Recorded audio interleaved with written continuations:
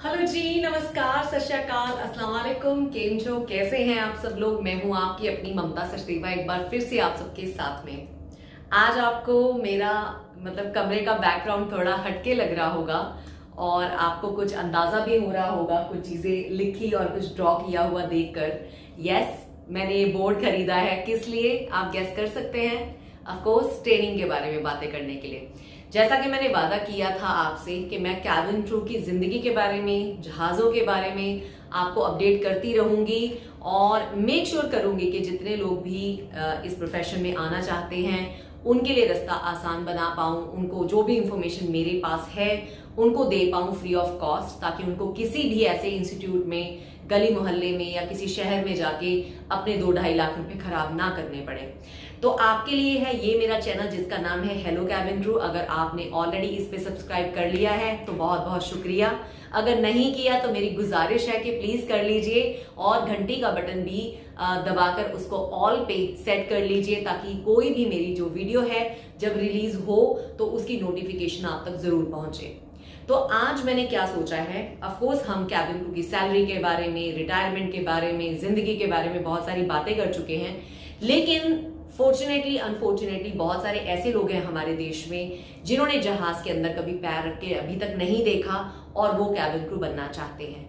या कई लोग एज अ पैसेंजर कभी 4 साल या 5 साल में जहाज के ऊपर चढ़ते हैं, लेकिन उनको जहाज के बारे में, अंदर में उसके क्या लेआउट होता है, क्या चीजें होती हैं, उनकी क्या टर्मिनोलॉजी होती है, कैसे किसी चीज का नाम पुकारते हैं या बुलाते हैं फ्लाइट में, तो वो चीजें लोगों को नहीं पता है, जिसके बारे में बात करने के लिए ऑफकोर्स आज मैं आप सबके सामने आई हूं। तो आज हमने क्या करना है, आज मैं इस बोर्ड के जरिए आप तक पहुंचाऊंगी बहुत सारी ऐसी जानकारी जो अगर आप कभी कैबिन क्रू बनते हैं तो आपके काम आएगी। अगर आप कैबिन क्रू नहीं बनना चाहते और वैसे ही एविएशन से आपको प्यार है तो भी आपके लिए ये चीजें काम की हो सकते हैं। कहते हैं नॉलेज इज पावर, तो किसी अच्छी चीज के बारे में जानना कोई बुराई नहीं है। तो चलिए आज मैं आपको इस वीडियो में एंड तक बताऊंगी बहुत सारे कैबिन के अंदर की, फ्लाइट के अंदर की जो चीजें हैं उनको क्या बुलाते हैं, कहाँ पे क्या होता है, थोड़ा रफली जानकारी दूंगी, क्योंकि जहाज अलग अलग होते हैं, उनका शेप एंड साइज डिफरेंट होता है, उसके फीचर्स डिफरेंट होते हैं।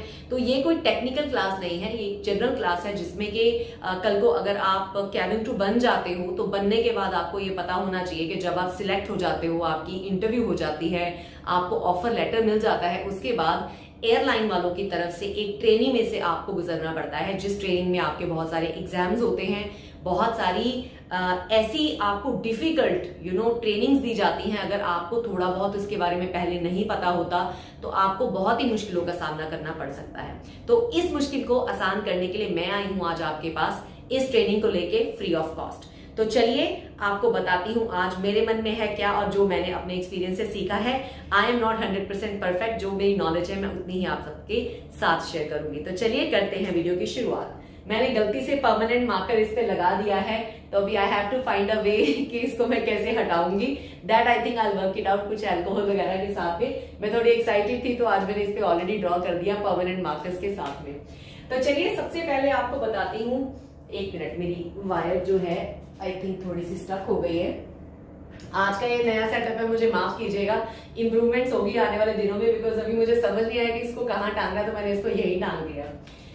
तो सबसे पहले जहाज को आप सबको पता है कहते हैं एयरक्राफ्ट, राइट। एयरक्राफ्ट एयरबस भी हो सकता है, आपका बोइंग भी हो सकता है, इतना डिटेल में जानने की जरूरत नहीं है।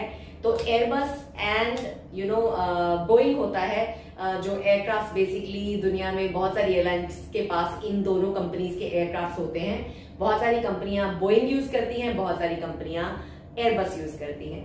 एयरबस वाले कहते हैं बोइंग अच्छा नहीं है, बोइंग वाले कहते हैं एयरबस अच्छा नहीं है, तो ऐसा है but it's like a brand. But जहाज जहाज होता है, और जब जहाज डिलीवर होता है किसी कंपनी को तो वो आउटर पार्ट जो होता है वो प्री डिसाइडेड, जो एक उसका बाहर का लेआउट है वो वैसा होता है, लेकिन अंदर कितनी सीटें फिट करनी है, कहाँ पे कौन सी सीट की शेप होगी, वो सारी चीजें एयरलाइन वाले अपने हिसाब से बताते हैं। इट्स लाइक आपके पास एक प्लॉट है, आपकी मर्जी है, उसमें आपने 3 बेडरूम बनाना है, 2 बेडरूम बनाना है, डुप्ले बनाना है, 3 मंजिल खींचना है, तो ऐसा होता है। तो जब एयरबस या बोइंग एयरक्राफ्ट डिलीवर होता है तो वो एयरक्राफ्ट होता है उसके अंदर का जो इंटीरियर है वो अलग से कंपनियां डिजाइन कराती हैं अपनी रिक्वायरमेंट के हिसाब से, और उसका मैं एक्सप्लेन करूंगी आपको इसके बाद में। तो ये मैंने जहाज अपने तरीके से तो बेस्ट ही ड्रॉ किया है। तो ये जहाज है, जहाज में जो ये हम ले लेते हैं ये फ्रंट साइड, ये हम ले लेते हैं बैक साइड। आपको पता है एयरलाइन टर्मिनोलॉजी में इसे कहते हैं फॉरवर्ड, ये फॉरवर्ड मैंने छोटे वर्ड्स में लिखा है, और इसे कहते हैं आफ्ट। फॉरवर्ड आफ्ट। तो हम फ्रंट एंड बैक नहीं बोलते जहाज में, हम बोलते हैं फॉरवर्ड एंड आफ्ट। जो जहाज जिस साइड से पैसेंजर्स एंटर होते हैं, बेसिकली जहाज कभी भी जब हमने राइट और लेफ्ट कहना हो तो हम जहाज के फ्रंट साइड में, मान लीजिए अब जहाज मेरे बिल्कुल कॉकपिट जो सामने जहाज सीधा है मेरे, तो जो मेरा राइट हैंड है वो राइट हैंड साइड गिनी जाएगी, जो मेरा लेफ्ट हैंड साइड है वो लेफ्ट हैंड साइड गिनी जाएगी। तो अगर जहाज सीधा इस तरह जाता है तो मैं अगर ऐसे खड़ी होके राइट हैंड इधर करती हूं तो ये राइट हैंड साइड है जहाज की, और इधर वाली साइड लेफ्ट हैंड साइड है। तो अब मैं ऐसे खड़ी हूं, जहाज सीधे तरफ है, तो ये हो गया, इस वाला साइड हो गया मेरा लेफ्ट हैंड साइड, ये वाला साइड हो गया मेरा राइट हैंड साइड। ये मैं आपको एविएशन टर्मिनोलॉजी के अकॉर्डिंग बता रही हूं, जो चीजें जिस तरीके से एयरलाइन में फॉलो होती हैं।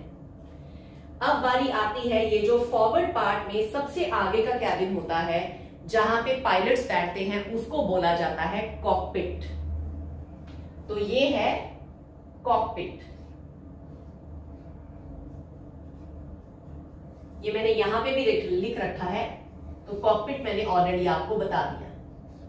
तो ये होता है आगे वाला पार्ट जहां पे पायलट्स बैठते हैं, उसको बोलते हैं कॉकपिट। कॉकपिट में एक सीट यहां होती है, एक सीट यहां होती है। अब लेफ्ट हैंड साइड जो सीट होती है वो होती है पायलट इन कमांड। तो मान लीजिए जहाज में कोई डिसीजन लेना है, किसी पेपर को साइन करना है, अगर फ्लाइट में कोई इमरजेंसी हो गई है और फ्लाइट को डाइवर्ट करके किसी और कंट्री में उतारने की जरूरत पड़ती है, तो कौन डिसीजन लेता है? जो कैप्टन लेफ्ट हैंड साइड में बैठता है वो सबसे सीनियर कैप्टन होता है एज पर कंपनी रूल, और वही पेपर साइन करता है और वही डिसीजन लेता है। तो लेफ्ट हैंड साइड में बैठता है पायलट इन कमांड, हम उसको शॉर्ट में PIC भी बोलते हैं। राइट हैंड साइड सीट पे बैठता है फर्स्ट ऑफिसर, हमारी कंपनी में उसको फर्स्ट ऑफिसर बोला जाता है, और उसका शॉर्ट फॉर्म है FO। In the case of अगर पायलट इन कमांड जो लेफ्ट हैंड सीट पे बैठा हुआ होता है, अगर उसको कुछ हो जाता है, वो बीमार हो जाता है, तो उस केस में जो फर्स्ट ऑफिसर है वो डिसीजन लेता है।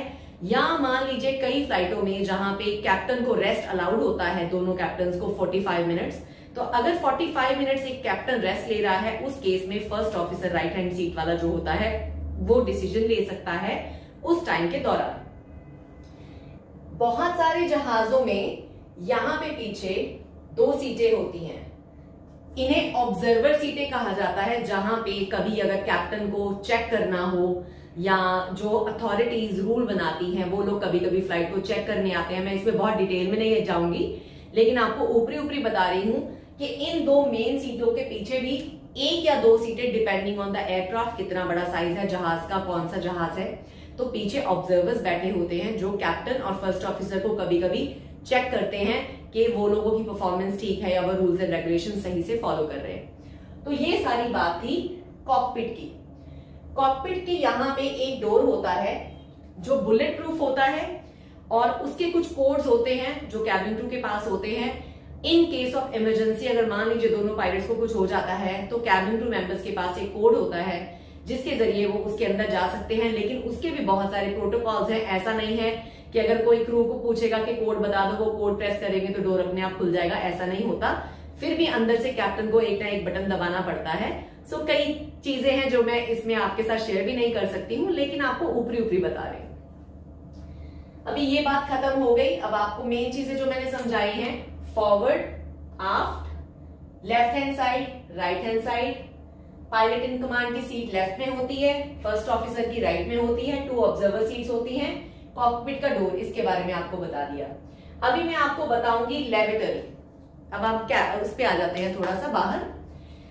तो जहाज में जो टॉयलेट्स होती हैं वो डिफरेंट जगह पे टॉयलेट्स होती हैं, कोई सेट ये नहीं है कि यहीं पे होगी या वहां पे होगी, हर जहाज का अपना हिसाब है और जिस डिजाइनिंग के हिसाब से डिजाइन दिया है एयरलाइन ने उसके हिसाब से टॉयलेट्स होते हैं और जहाज में टॉयलेट्स को बोला जाता है लेवेटरीज। तो लेवेटरीज बोला जाता है और शॉर्ट फॉर्म में बोला जाता है LAV, लैब, लेवेटरी लैब। तो ये मान लीजिए लैब है। तो लेवेटरी जो होती है इसका जो दरवाजा होता है वो बाहर से भी खोला जा सकता है। इसी के चलते ही मान लीजिए कोई अगर टॉयलेट में गिर जाए, कोई बीमार हो जाए, कोई इश्यू हो जाए, अंदर एक घंटी लगी होती है, अगर वो पैसेंजर बजा देता है तो ये क्रू की रिस्पॉन्सिबिलिटी है उस बीमार आदमी या औरत को वहां से निकालना, ये हमारी ड्यूटी ऑफ केयर के अंडर आता है। तो ये है लेवेटरी। तो नोट कर लीजिए, जहाज में टॉयलेट को बोलते हैं लेवेटरी, शॉर्ट फॉर्म में बोलते हैं LAV, लैब। ये जो मैंने बनाया है उसके बाद बाहर ये है गैली। गैली क्या होती है? किचन। जैसे हमारे घरों में किचन है वैसे ही फ्लाइट में किचन होती है, लेकिन फ्लाइट में किचन को बोलते हैं गैली, GALLEY। सो यहां मैंने लिखा है ऑलरेडी गैलीज, तो इसको बोला जाता है गैली। तो लेवेटरी, गैली और कॉकपिट। कॉकपिट होता है जिसके अंदर पायलट्स बैठते हैं। तो गैली में क्या होता है? अब आपके मन में आएगा गैली में हम आग जलती है तो हम लोग क्या खाना बनाते हैं? ऐसा नहीं होता। जो गैलीज होती हैं उनमें खाना बना बनाया केटरिंग की तरफ से कार्ट्स होते हैं। मैं आपको कभी दिखाऊंगी अगर मैं अरेंज कर पाई ये सारी चीजें, तो मेरा प्लान है। तो उसके अंदर आपको खाना लोड किया हुआ मिलता है कवर्स में। अवन होते हैं जैसे माइक्रोवेव होते हैं, उस तरह से अवन्स बने होते हैं जिसके अंदर खाना गर्म करके क्रू मेंबर बेसिकली सेट करके ट्रे पे पैसेंजर को देते हैं, ये उनकी जॉब होती है। तो ये गैली में सारा कुछ होता है। गैली में पानी होता है हमारे पास, अवन्स होते हैं खाना गर्म करने के लिए, माइक्रोवेव होता है और टी कॉफी मेकिंग मशीन्स होती हैं और कंटेनर होते हैं जिसमें सामान लोड किया जाता है, राशन जिसे हम बोलते हैं, चाय कॉफी पत्ती जो भी है वो सारा सामान उन कंटेनर्स में होता है। और नीचे कार्ट्स में जो बहुत ही ठंडे फ्रीजर से जुड़े होते हैं उसमें खाना लोड होता है ताकि खाना खराब ना हो। तो इस तरह से गैली का लेआउट होता है। तो लेवेटरी होगी, गैली हो गई। अब गैली के एरिया के बाद जो कैबिन शुरू होता है, दिस वन, आई थिंक मेरा मार्कर इतना अच्छा नहीं है ये वाला, let me take the other one. So galley, lavatory और इसके बाद जो फर्स्ट कैबिन आता है, जरूरी नहीं कि वो बिजनेस क्लास हो। अब कई एयरलाइंस जिनके पास बिजनेस क्लास में ज्यादा लोग ट्रैवल करने वाले नहीं आते, तो वो लोग ज्यादातर अपना पूरा जहाज जो है वो इकोनॉमी क्लास ही बनाते हैं।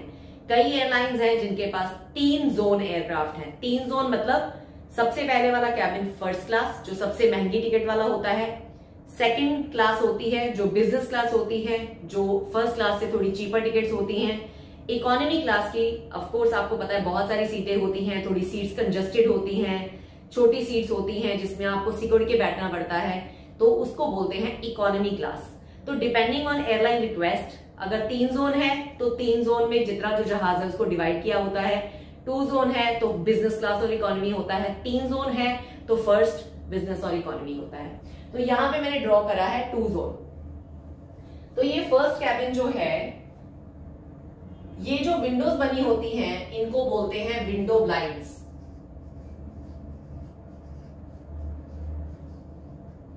कभी भी अगर आप एज अ पैसेंजर ट्रैवल करोगे, आपके जो जहाज के साइड की विंडोज होती हैं उसके आगे कवर्स लगे होते हैं जिन्हें हम बोलते हैं विंडो ब्लाइंड्स। इसका नाम मैंने आपको क्यों दिया है, क्योंकि अगर आप कैबिन क्रू बनते हो तो ये नाम आपके काम आएगा। पैसेंजर को पूछना पड़ता है please open the window blinds. Take off और लैंडिंग के वक्त उनको ओपन करना जरूरी होता है। तो ये विंडोज होती हैं विंडो ब्लाइंड्स। उसके बाद आपको बताती हूं, मान लीजिए ये पैसेंजर सीट है, ये पैसेंजर सीट है, ये पैसेंजर सीट है, ये पैसेंजर सीट है। सीट के बाद आपको पता है जो बीच में सीटों के बीच में जो एक गली होती है, जो रास्ता होता है, उसको क्या बोलते हैं? उसको बोलते हैं आयल। मैं आपको लिख के बता देती हूं। तो जो बीच में चलने का रास्ता होता है उसको बोलते हैं आयल। तो अगर आप मान लीजिए सीटों के बीच में जहां से चल के मान लीजिए आप लेबोरेटरी यूज करने जाते हैं या टहलते हैं, उस एरिया को बोलते हैं आयल। तो ये होती हैं आयल्स। तो जैसे ये एक आयल है, यहां पे भी एक आयल है। ओके, इसको बोलते हैं विंडो ब्लाइंड्स। ये मैंने कैबिन रफली बनाया है। सीटें अगेन एयरलाइंस के ऊपर डिपेंड करती हैं। साइड में 2, बीच में 2, साइड में 2, या साइड में 1, बीच में 3, साइड में 1। तो इस तरह से वो अपने हिसाब से बनाते हैं। इसके बाद का कैबिन मैंने आपको बोला था, इस कैबिन का नाम होता है for an example business class. ये कैबिन होता है इकोनॉमी क्लास।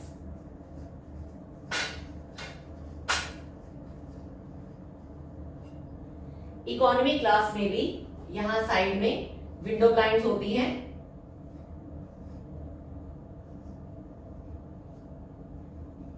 ऑलराइट, इसका भी जो कैबिन का लेआउट होता है इकोनॉमी का, कई बार साइड में 3 सीट्स, बीच में 4 सीट्स, फिर साइड में 3 सीट्स होती हैं। तो तभी लोग आयल सीट ढूंढते हैं। अब आपको पता नहीं है कि आयल सीट कौन सी, मैं आपको बताती हूं। तो जो विंडो के पास सीट है उसको बोलते हैं विंडो सीट, और जो सीट इस आयल के बाजू में होती है, 1 मिनट,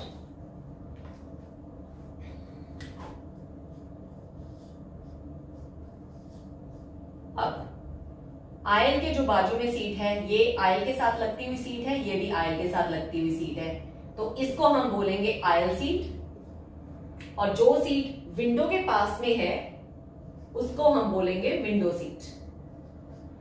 तो कभी अगर आप किसी से बात करते हो, विंडो सीट क्या होती है, जो विंडो के बिल्कुल साथ लगती हुई सीट है, जहां से आप बाहर देख सकते हो। और जो सीट आयल, जहां निकलना चलना करना आसान रहता है, टॉयलेट जिनको ज्यादा यूज करने की जरूरत पड़ती है, वो लोग आयल सीट प्रेफर करते हैं। तो आयल सीट और विंडो सीट। उसके बाद आ जाता है गैली। जैसे मैंने आपको बताया, गैली हर जो जोन होती है उसकी अपनी गैली होती है। गैली किचन आपको अभी तक याद हो गया होगा। तो इकोनॉमी क्लास की मोस्टली जो गैली होती है वो बिल्कुल पीछे होती है बहुत सारे एयरक्राफ्ट्स की।